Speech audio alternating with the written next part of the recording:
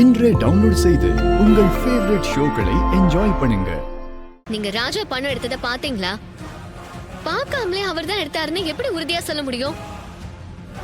ஏன் நீங்க கூட பணத்தை எடுத்திருக்கலாம்ல? ஏய், என்னடி ஏன் மேலே சந்தேகப்படுறியா? நீ நேத்து வந்தவனுக்காக நீ உன் சித்திய சந்தேகப்படுவியா? நீங்க கொஞ்ச நேரத்துக்கு முன்னாடி அம்மா ரூம்ல இருந்து ஒரு பேக்கோட போனதை நான் பார்த்தேன்.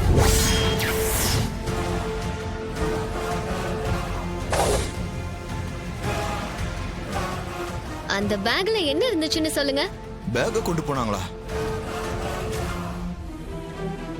நான் பண பேக்கோட போனதை இவ பாத்துட்டாளா? இவ்வளவு ஸ்ட்ராங்கா கேக்குறாளே, ஏதாவது சொல்லி சமாளிக்கணுமே. இப்ப என்ன பண்ணலாம்?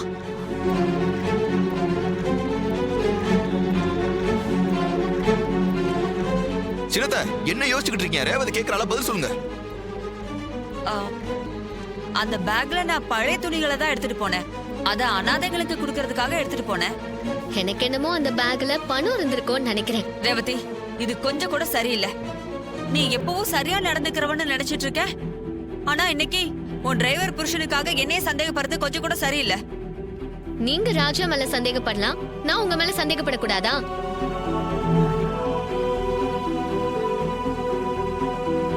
சரி, ரெண்டு பேரும் சண்டை போடுறத கொஞ்சம் நிறுத்துங்க. பணம் காணாம போனதை பத்தி நம்ம போலீஸ்ல கம்ப்ளைண்ட் கொடுக்கலாம். அவங்க வந்து விசாரிச்சுக்கட்டும். ஐயோ, போலீஸ் வந்துச்சுன்னா எல்லா உண்மையும் வெளியில வந்துருமே. நாமளும் மாட்டிக்குவோமே. என்ன பண்ணலாம்? கம்ப்ளைண்ட் கொடுக்க வேண்டாம். ஏன் மாப்ள, ஏன் கம்ப்ளைண்ட் கொடுக்க வேணாம்னு சொல்றீங்க? போலீஸ் வந்து விசாரிச்சாதான் உண்மையை கண்டுபிடிக்க முடியும்.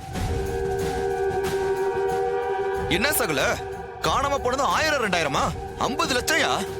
அத யாரு திருநாங்கன்னு கண்டுபிடிச்சு ஆகணும். நீ என்னப்பா போலீஸ் ஸ்டேஷன்ல கம்ப்ளைண்ட் கொடுக்க வேணான்ற? போலீஸ் வந்தா நம்ம குடும்பத்தில் இருக்க எல்லாரையும் தான் விசாரிப்பாங்க. அது நம்மளே நம்ம அசிங்கப்படுத்திக்கிற மாதிரி ஆயிடும். இந்த வீட்டுக்குள்ளேயே பணம் காணாம போயிருக்கு. அது நமக்கு தான் அசிங்கம்.